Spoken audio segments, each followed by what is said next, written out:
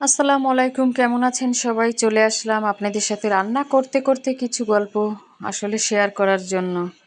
মেয়েদের জীবনে আসলে মেয়েরা যতই চাকরিজীবী হোক না কেন, যতই বড় শিক্ষিত হোক না কেন, যতই কোটিপতির ঘরের মেয়ে হই না কেন, আমরা সবাই দিন শেষে আমাদের সবাই রান্নাঘরে আসতেই হবে। দেখেন, রান্না করতেছি এখন উশি দিয়ে, আলু দিয়ে আর পাঙাশ মাছ দিয়ে।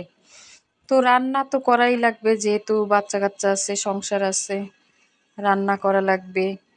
মেয়েদের জীবনটা আসলে অনেক মানে কষ্টকর এই কারণে যে যদি আপনি রান্না বাড়া না করে আপনি ঘরে বসে থাকেন, তো আপনি যদি ফ্যামিলিকে খেতে না দেন, তো তো সমস্যা।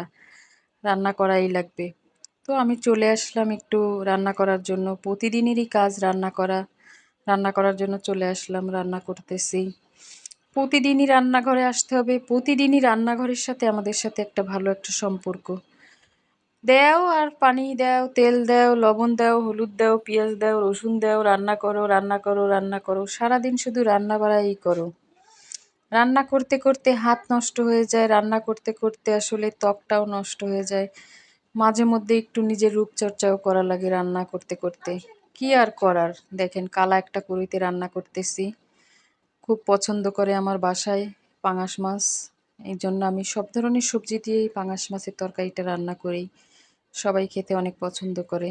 প্রায় রান্না করা শেষ। একটু পরেই সবাই খাবে। খুব মজা করে পাঙাশ মাছ দিয়ে যে এই সবজিটা রান্না করছি, দেখেন কি সুন্দর কালার আসছে, ওয়াও!